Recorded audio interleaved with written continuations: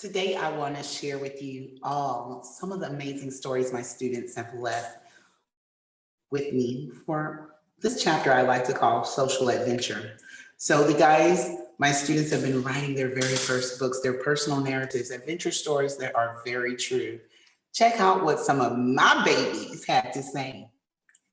In the summer break of 2017, my family and I traveled to Bali. On the way there, my mom told me about surfing lessons that were in the hotel. She told me that we could book them. So me and my siblings agreed. After we reached our destination, we settled in and booked lessons. The next day, we changed into our swimsuits. After that, we went to the beach and realized that the sand was black. So I asked my instructor about it, and he told me it was because there was a volcano that erupted a long time ago. We started surfing. My brother and I progressed very fast on the shore, but my sister didn't. So we got a different instructor for my sister. After about 4 days, our instructor told us to get in the boat. We were going to the next level, but I didn't know why he took us from after, I don't know why he took us after the sun came down. After about half an hour, we were about next to the border. The waves were so big that it could swallow us. We got into the water and tried to catch some waves. My brother was able to get on the first try, to get one on the first try, but I wasn't able. About on the fifth try, I finally got one. It was so fun that I felt like I was flying.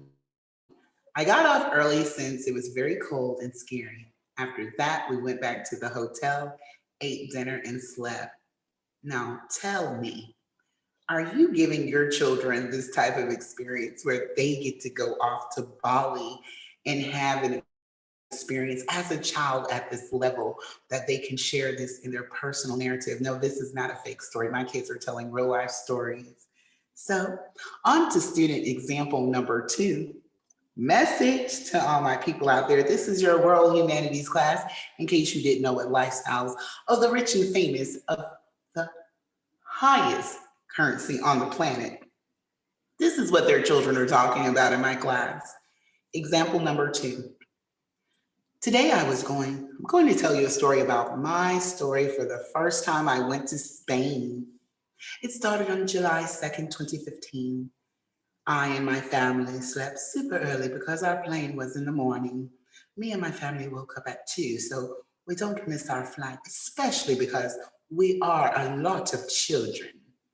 We all got ready and rushed to the car as fast as we can. Then we reached the airport.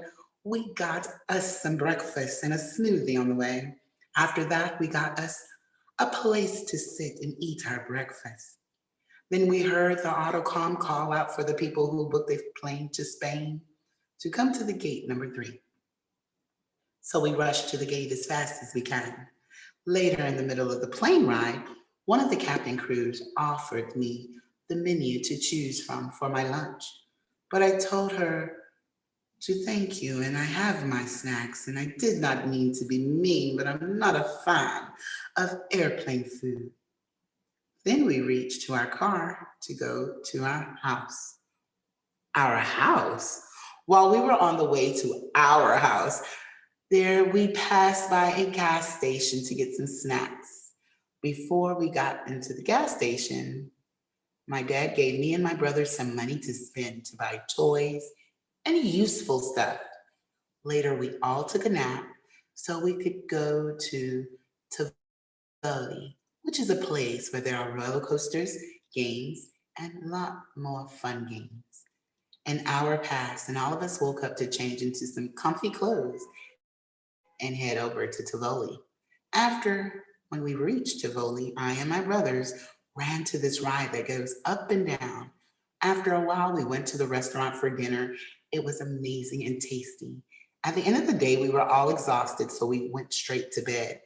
The next morning, we woke up we went to a place we call the port. The port has games, restaurants, shops, scooters to rent, and a lot more fun activities. We spent the day there. First, we ate breakfast, then we went shopping, and afterwards, we went to a trampoline park and we wasted our money on toys.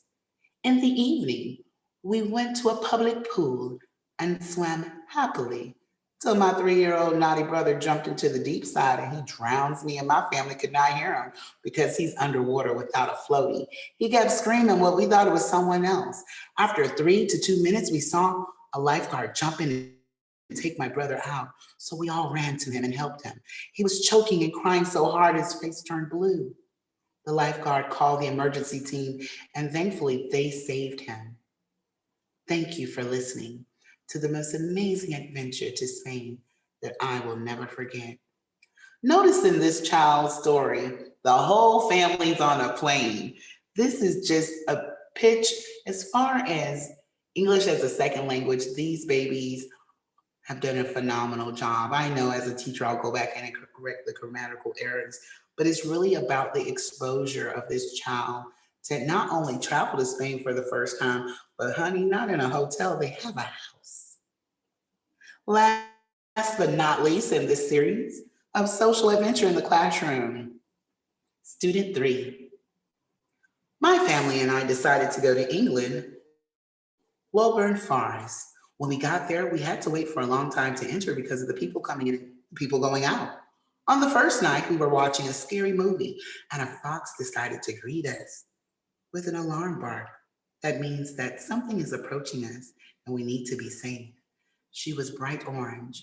She had a black tail. She had 2 fox cubs following her and she was really shy. We were all terrified, but my sister knows how to calm down a mom fox. My sister went and calmed the fox down, and then we gave her food, and she basically became our best friend through the trip. She would come to us every day and just ask for food on her way, in her own way. The next day was basically one of my favorite days in the world. First, I woke up to the sound of my dad cooking breakfast. When I woke up, my sister, she actually told me that what we were going to do today. She said, I quote, "We're going to hold owls," end quote. I couldn't sleep anymore. I had to wake up. I responded by telling her, I am the most excited person in the world right now. So after I ate breakfast, we went to the owl section and I saw the most beautiful owls ever. I held an owl named Lilith. Lilith was a tiny white owl with brown eyes. I also held another owl called Disney. Disney was a beautiful, white, and little owl. Held another owl. She also had blue eyes and she would stare at you. But you think it's scary, but when you focus, she isn't. Disney is actually Lilith's brother. I couldn't hold their mother, Talia, because she was a bit stubborn. She was white too, and she had one brown eye and another mixed blue eye. Here was the best part. There was an uncontrollable owl. Her name was Sinitra, but she wouldn't let anybody touch her. My dad knows a lot about owls, so my dad asked them, "Is that a great horned owl?" They replied with a yes. We were all terrified, and she looked like she wasn't in a good mood. So my dad asked me, "Go ahead and hold her." I said, "She will kill me." My dad said, "No." The employee answered, "If she will kill you, you would never send you to hold her." I didn't answer. I was terrified. I did it anyway. It's a one time opportunity while I'm walking to pet her. She looked at me and she froze. I was confused, but I kept walking towards her. Finally, when I got to her, she became very calm and she was under control. My dad knew what was going to happen. He said, "She likes you." I answered with confusion. How did you know she was going to be under control because of me? The employee answered and said, "Owls do eye contact with people they want, your dad, and I saw her do eye contact with you. So we asked you to hold her. I was flattered to be an owl's favorite, and I didn't want to leave. Until this day, I FaceTime her every Tuesday. I miss that day, and I remember every detail that happened. Thank you for allowing me to share some of the personal narratives from students around the world in grade 6. I'm not just a teacher, guys. This is a part of my social adventure. Thank you so much for tuning in. Goodbye, bye, boo.